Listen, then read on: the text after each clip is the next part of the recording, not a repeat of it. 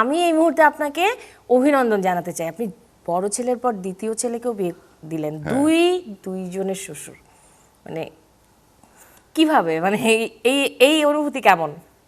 আর নিঃসন্দেহে অনেক সুখকর, কারণ আমি সবসময় চেয়েছি যে নির্দিষ্ট সময়ে বিয়েটা হয়ে যাক।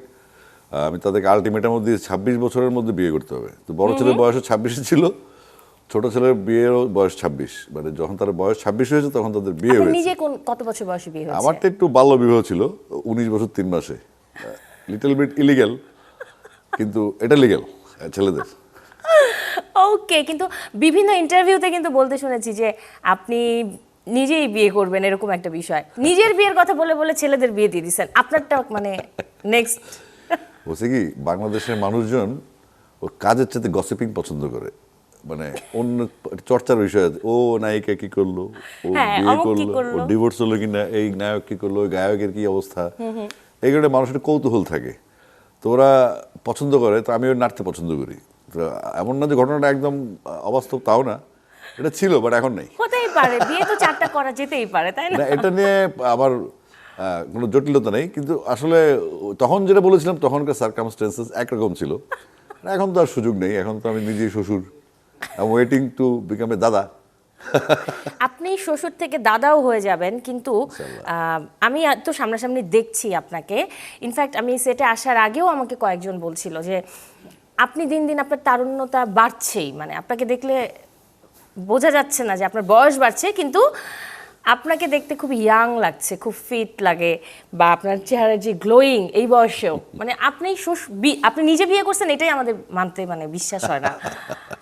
এই রহস্যটাকে একটু বলবেন? না, Please, আসলে দু একটা টিপস দেন।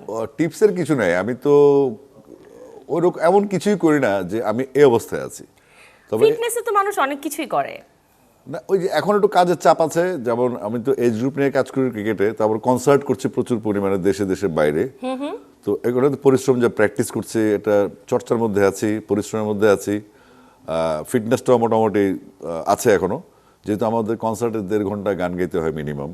তো সেখানে আমার গানগুলো একটু হাই স্কেল বা একটু কঠিন গান অনেক। এবং আপনার লাউড ভয়েসের কিন্তু ভক্ত আমরা সবাই। এক্স্যাক্টলি, ওইটা মেনটেন করার জন্য আমাকে ফিট থাকতে হয়, এবং আমার প্রত্যেকটা কনসার্টে 30,000 to 40,000 ক্যালোরি বার্ন হয় আমার।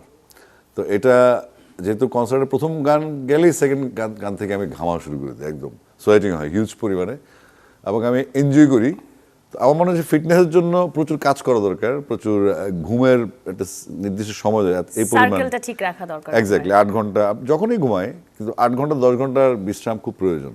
তা আমি ঘুমটা আর খাবারের ব্যাপারে আমি একটু কনসার্ন, যে আমি রিচ ফুডের মধ্যে মাঝে মধ্যে রেকর্ডিং থাকলে কিংবা শো থাকলে আমি রিচ ফুড খাই, আর যদি না থাকে তাহলে আমি শাকসবজি, হালকা ছোট মাছ, এগুলোর মধ্যে থাকি।